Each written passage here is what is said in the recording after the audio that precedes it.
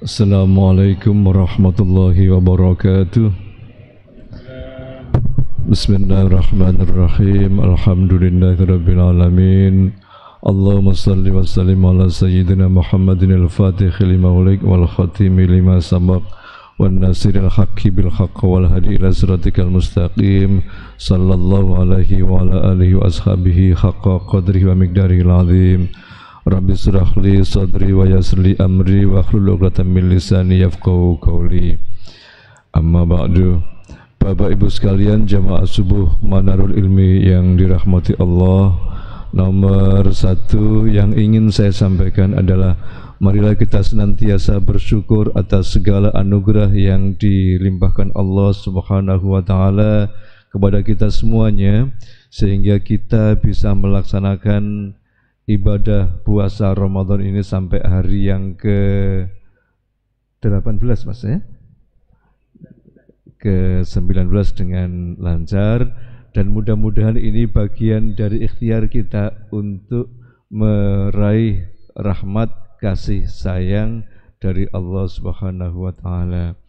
Kemudian yang kedua, mudah-mudahan salawat dan salam senantiasa terlimpahkan ke junjungan kita Nabi Muhammad sallallahu alaihi wasallam, Nabi akhir zaman, yang kalau kita ikuti panduan-panduannya, kita akan sampai pada satu makom kehidupan yang sejahtera lahir batin, bukan hanya di dunia tetapi juga di akhirat. Ujung cerita, kalau dalam kalimat yang kita ungkapkan dengan bahasa lain begitu, kurang lebih kalau kita menggunakan tuntunan dari Rasulullah sallallahu alaihi wasallam, maka kita sudah barang pasti akan sampai pada kehidupan yang sejahtera lahir batin di dunia dan akhirat. Itu artinya Bapak Ibu sekalian, kalau Kanjeng Nabi Muhammad memerintahkan kita ngalor, ya kita ikut ngalor. Kalau Kanjeng Nabi Muhammad memerintahkan kita untuk ke utara, ya kita ikut ke utara. Pokok manut ngono ae lah. Apa yang disampaikan, apa yang disabdakan oleh Rasulullah sallallahu alaihi wasallam melalui hadis-hadisnya. Bapak Ibu sekalian rahimakumullah, saya ingat beberapa waktu yang lalu ketika itu kami berdiskusi dengan kawan-kawan bahwa kalau pengajian-pengajian tematik seperti ini sejujurnya tidak terlalu sering diselenggarakan, karena kalau setiap hari kita ganti tema, ganti narasumber, maka sejauh-jauhnya yang kita dapatkan adalah kalau buku gitu ya, semacam daftar isi. Maka ketika itu saya sampaikan kepada kawan-kawan, bagaimana kalau pengajian-pengajian kita lebih-lebih yang rutin, terselenggara secara periodik dan rutin, mungkin mingguan, mungkin bulanan, mungkin 2 mingguan, itu adalah sebuah pengajian yang berbasis kurikulum.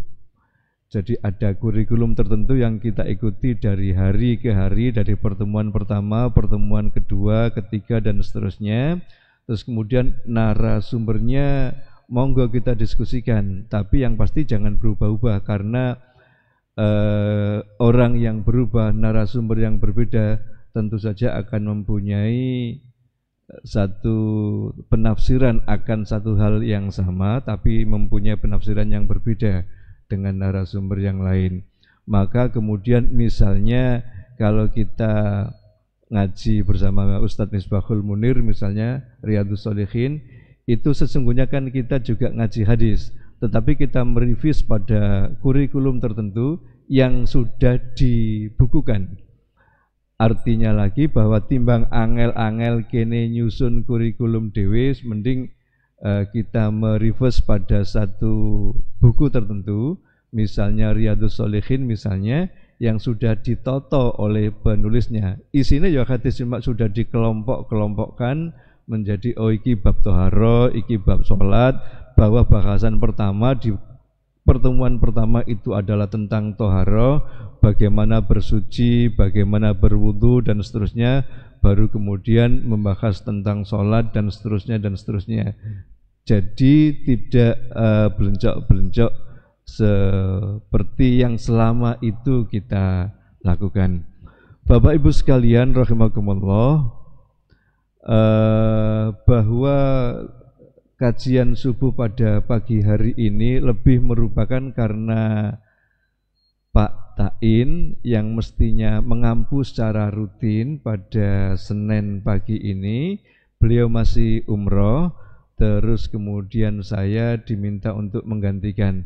Tentu saja yang namanya pengganti nomor satu tidak boleh lebih lama dari apa yang disampaikan oleh Pak Tain.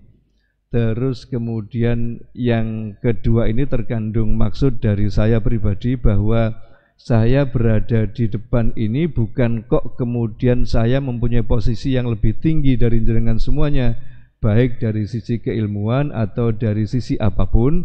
Janjane kita semua adalah sama saja, bahwa saya harus di depan itu semata-mata pertimbangan teknis. Kemudian saya sekedar menunaikan kewajiban bahwa kita adalah bersaudara seiman, seagama. Kita mempunyai kewajiban untuk saling mengingatkan. Kalau saya salah, dengan boleh mengingatkan saya agar kembali ke jalan yang benar, wong jenenge lali. Terus kemudian juga ketika jenengan ada kesalahan, misalnya saya juga mempunyai kewajiban untuk mengingatkan semuanya. Jadi Bapak Ibu sekalian, satu saat gantian jenengan yang akan ada di sini, terus kemudian saya akan menjadi pendengar sebagai bagian dari ekspresi kewajiban jenengan sami untuk mengingatkan kita semuanya agar sing lali-lali itu menjadi teringat kembali. Bapak Ibu sekalian rahimakumullah, panitia RDK memberikan tema yang luar biasa berat, Ramadan sebagai upaya menggapai surga. Lho iki lak koyok-koyok aku nyekel kunci lawange swarga ngono arek. Terus kemudian saya katakan bahwa Ramadan ini bisa menjadi bagian dari kunci untuk membuka lawange swarga itu. Sepanjang yang saya tahu Bapak Ibu sekalian, bahwa ada sebuah hadis Nabi yang kurang lebih menyatakan bahwa tidak ada satu manusia pun yang masuk surga, atau tidak ada satupun manusia yang masuk neraka karena amalnya, tetapi lebih karena kasih sayang Allah. Jadi oleh karena kita sangat disayang oleh Allah, bahwa kita ini adalah ciptaan, adalah makhluk Allah yang paling sempurna, yang paling disayang, maka eman kalau Allah itu merasa eman kalau merasa eman kepada kita kalau tidak dimasukkan ke surga. Jadi kita ke surga itu semata-mata adalah karena kasih sayang Allah. Bahwa kemudian ada Ramadan, ada perintah untuk melaksanakan ibadah ini itu, itulah kalau dalam logika kita kan, kalau berharap kasih sayang dari pihak lain, ya kita kudu manut kan ngono tok. Jadi kalau kita ingin mendapatkan kasih sayang dari Allah, ya kita harus manut pada dawuhe Allah, kita harus manut pada perintahnya Allah. Allah memerintahkan kita sholat, ya kita harus sholat, terus gak usah ngenyang. Bahwa misalnya ada satu algoritma tertentu, ada syariat tertentu yang harus kita ikuti, ya tentu saja iya. Karena tentu saja kalau terkait dengan sholat kita tidak bisa beristihad, nggawe model sholat sing ala kita kan tidak bisa seperti itu. Ya wis kudu manut ngono wae. Kalau Allah memerintahkan kita puasa, ya kita poso. Bahwa Allah melalui Kanjeng Nabi memerintahkan kita untuk mengisi Ramadan kita dengan kegiatan-kegiatan yang dengan intensitas dan kualitas yang lebih baik, karena di masa-masa Ramadan ini segala hal yang terkait dengan amal baik akan dilipat gandakan. Itu yus kita lakoni ngono wae. Gak usah terlalu banyak menawar, tidak usah terlalu banyak berargumentasi dan macam-macam. Bapak Ibu sekalian, ngapunten kalau ada kesan agak fatalistik apa yang saya sampaikan itu, tetapi sesungguhnya memang demikian. Ada hal-hal yang perlu kita bincangkan, tapi banyak hal juga yang ya wis kita imani terus kemudian kita lakoni ngono wae, ora usah menjadi bahan kajian, menjadi diskusi yang berkepanjangan dan seterusnya. Saking dawane diskusi sampai kita lupa pada esensinya. Bapak Ibu sekalian rahimakumullah, salah satu dari yang diajarkan oleh Rasulullah Sallallahu Alaihi Wasallam itu adalah tentang akhlak. Jadi ada sebuah hadis yang kurang lebih berbunyi, innama bu'istu liutammima makarimal akhlak. Sesungguhnya aku ini tiadalah diutus ke dunia kecuali untuk menyempurnakan akhlak.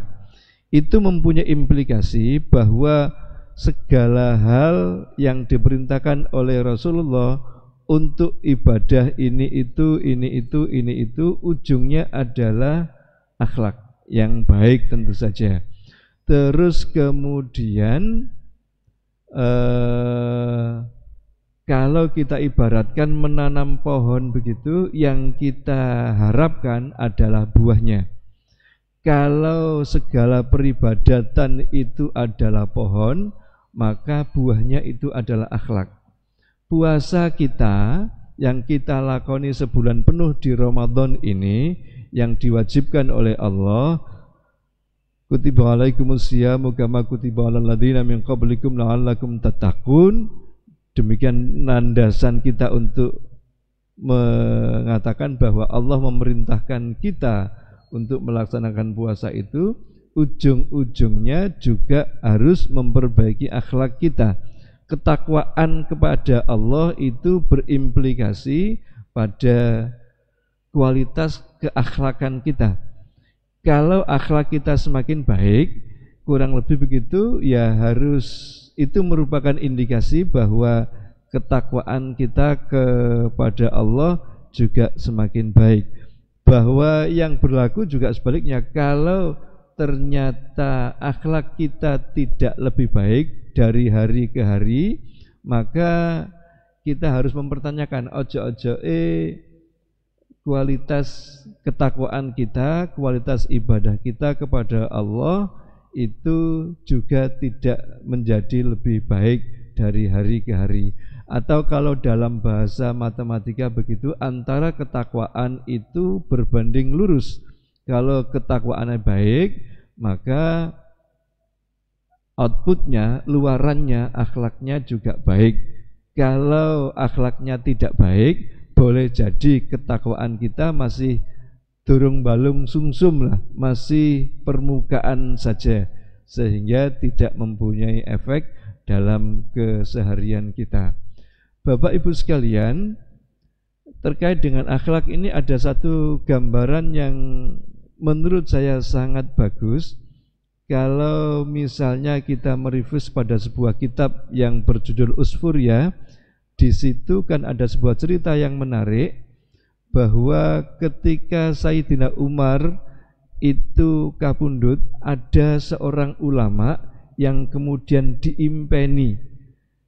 Terus kemudian dalam mimpi itu kira-kira beliau mendapati bahwa Sayyidina Umar itu alam barzahnya, alam kuburnya itu seolah-olah kepanjangan dari taman-taman di surga. Indah sekali, nyaman sekali, dan menjadikan seseorang, siapapun orang itu, akan kerasan di dalamnya. Kemudian ulama ini bertanya, ya Umar, apakah anugerah semacam ini karena kedermawananmu? Umar dengan tegas menjawab, tidak. Apakah karena keberanianmu sebagai panglima perang misalnya? Sayyidina Umar juga menjawab, tidak.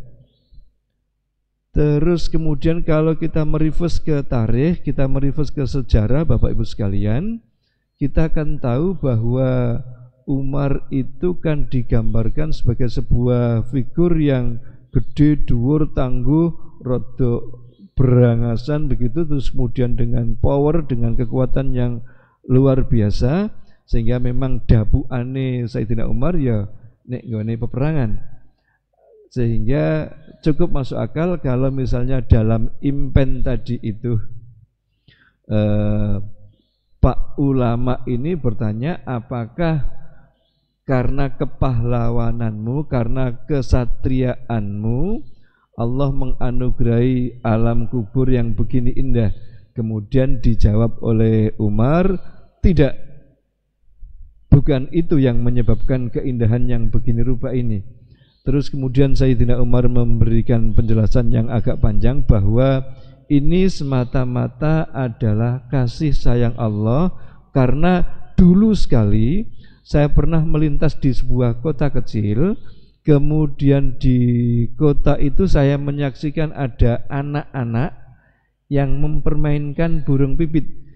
Burung pipit yang kecil itu gedurinan karo arek-arek itu, diunyel-unyet, disegedurinan lah, sayapnya dipenteng dan seterusnya.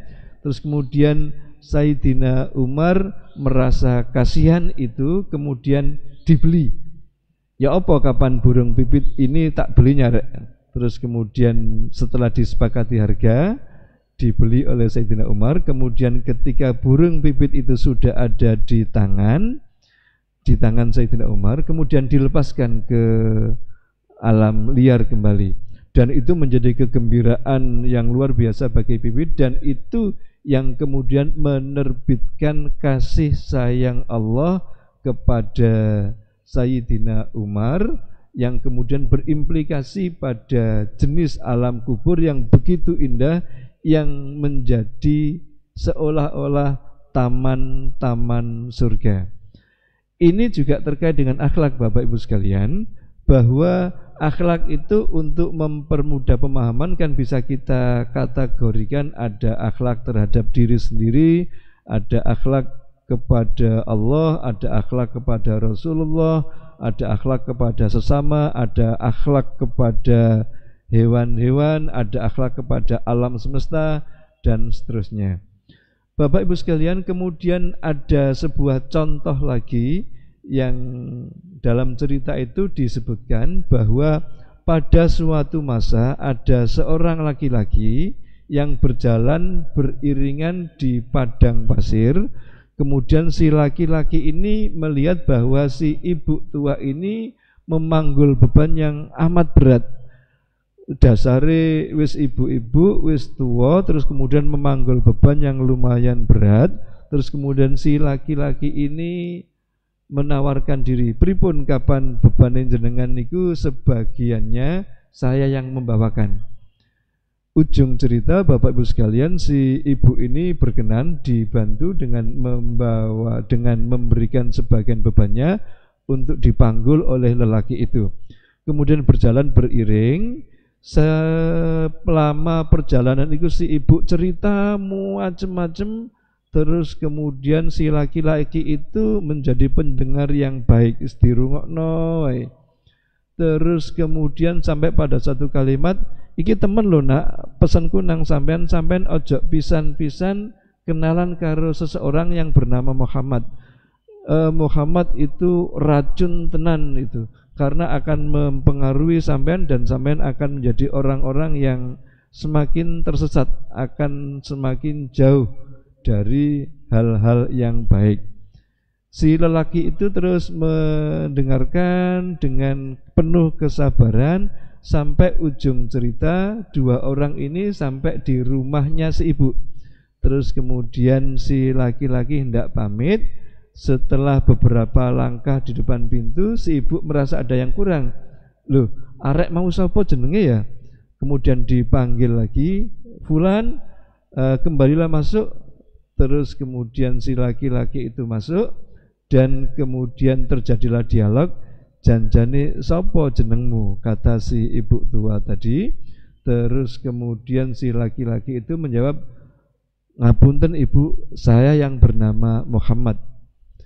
Dengan akhlak yang begitu rupa indahnya, Bapak Ibu sekalian, si ibu ini kemudian menjadi luluh hatinya. Terus kemudian menjadi paham bahwa apa yang ia yakini selama ini salah, karena Muhammad yang dipahami dia, yang diketahui dia itu tidak seindah dari yang ia saksikan secara nyata pada hari itu.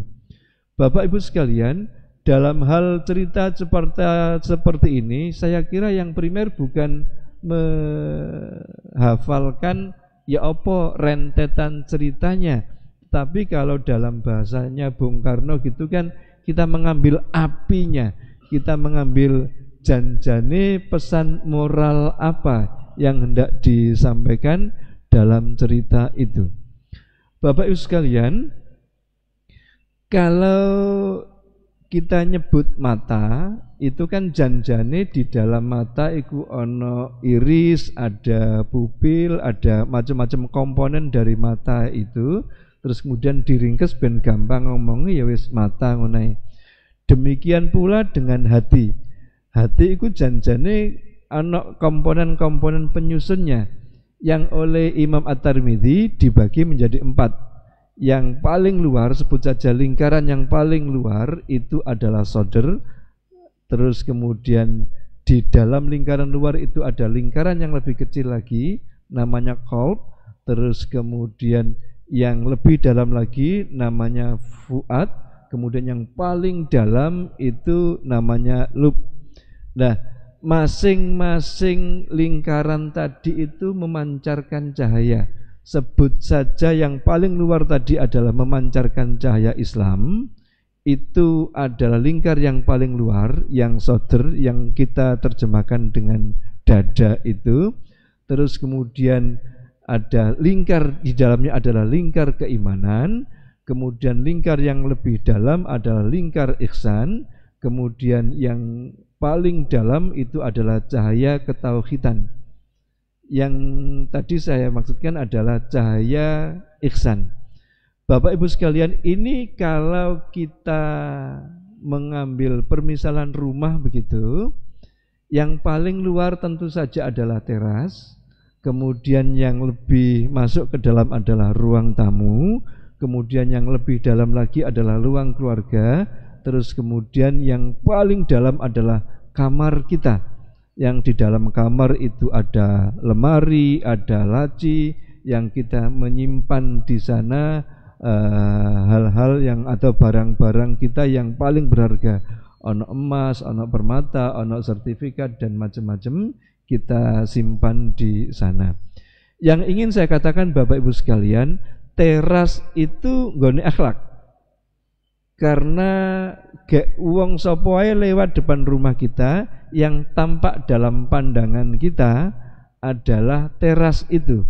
Maka seyogyanya teras itu diperbaiki seindah mungkin, serapi mungkin, baru kemudian itu akan menjadikan orang yang melihat, oh sing duwe omah iki apik wonge, rajin wonge, seneng bersih wonge, wong terasae apik.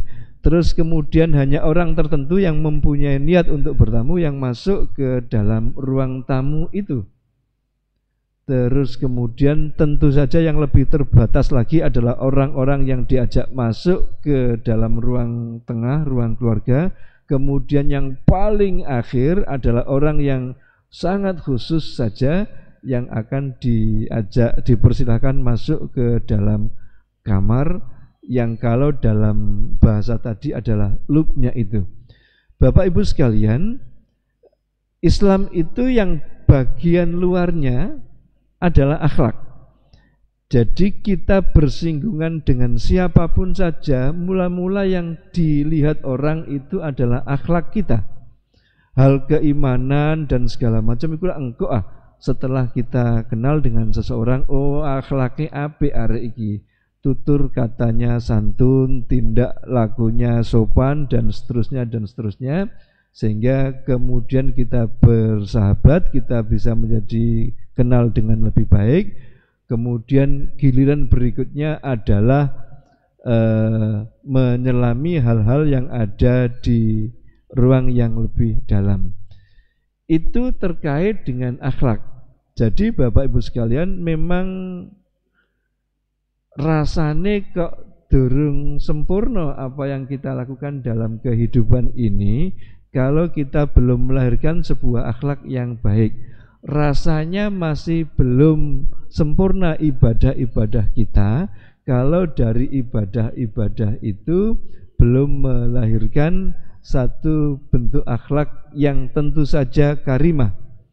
Akhlak itu mangejawantah dalam tindakan, dalam perilaku, juga dalam ucapan. Terus kemudian bagaimanakah akhlak yang baik itu, akhlakul karimah itu yang bagaimana? Tentu saja jenengan semuanya sudah pasti bisa membuat terjemahannya, bisa mengimplementasikan, bisa memahami bahasa teknisnya seperti apa. Oh, iki jenis akhlak yang tidak karimah, ini akhlak yang jelek, ini akhlak yang bagus. Bapak Ibu sekalian, kurang lebih itu saja yang dapat saya sampaikan. Intinya adalah sebagaimana tema yang disampaikan panitia kepada saya, bahwa dengan Ramadan ini sebagai bentuk ketaatan kita kepada Allah, Allah memerintahkan kita untuk puasa, ya puasa. Allah melalui Kanjeng Nabi memerintahkan kita untuk iktikaf, ya iktikaf.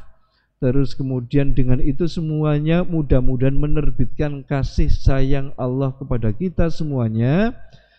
Kemudian implikasinya adalah kita mencapai satu kehidupan yang sejahtera lahir batin, ning donya iya, sesuk ning akhirat juga iya.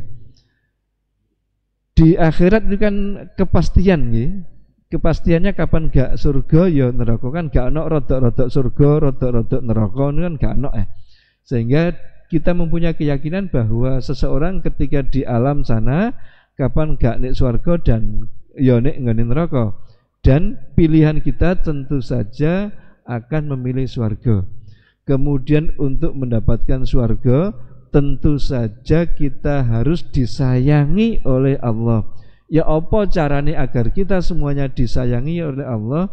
Ya kudu manut pada Allah Subhanahu wa taala dengan menjalankan apa yang diperintahkan dan menjauhi apa yang dilarang oleh Allah Subhanahu wa taala.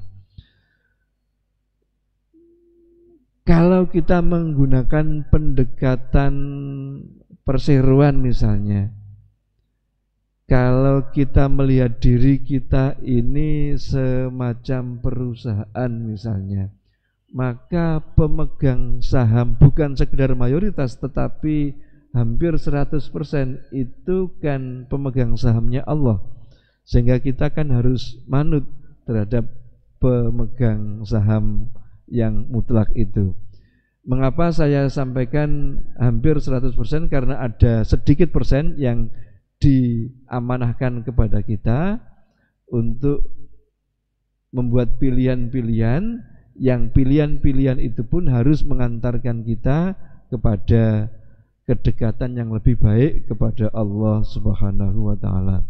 Bapak Ibu sekalian, terakhir sekali marilah kita doakan mudah-mudahan Pak Ta'in minggu depan atau depannya lagi sudah bisa aktif lagi memberikan kajian di Senin pagi. Itu artinya umrohnya lancar, sudah kembali ke tanah air, terus kemudian umrohnya menjadi umroh yang mabrur, yang kemudian berimplikasi pada ridho dari Allah Subhanahu wa taala. Kita juga berdoa mudah-mudahan kita yang sakit, keluarga kita yang sakit, Allah memberikan kesembuhan. Mudah-mudahan kita yang hari-hari ini masih sempit rezekinya, Allah membuka pintu rezeki dengan selebar-lebarnya, sehingga kita termasuk golongan orang-orang yang dilapangkan rezekinya. Kalau kita masih kesulitan membedakan mana hak, mana batil, mudah-mudahan Allah memberikan hidayah, memberikan petunjuk sehingga jelas bagi kita, oh iki yang baik kita lakoni, oh ini hal-hal yang tidak baik kita tinggalkan. Dan itu memang Allah akan memberikan kekuatan kepada kita untuk melakukan pemilahan dan untuk melakukan itu semua. Ila hadhihi niyah al-Fatihah. Allah bismillahirrahmanirrahim. Alhamdulillahirabbil alamin arrahmanirrahim maliki yaumiddin. Iyyaka na'budu wa iyyaka nasta'in ihdinas siratal mustaqim siratal ladzina an'amta 'alaihim ghairil maghdubi 'alaihim waladdallin. Amin. Bapak Ibu sekalian, mohon beribu pemaafan atas segala kekurangan. Mestinya ya kekurangannya wong dosen matematika terus harus di depan seperti ini dengan bakasan sing wabot banget ya Mas. Kok misalnya bahas tentang integral, tentang turunan, derivatif, ngono barangkali tidak ada masalah. Wallahul muwaffiq ila aqwamit thoriq. Assalamualaikum warahmatullahi wabarakatuh.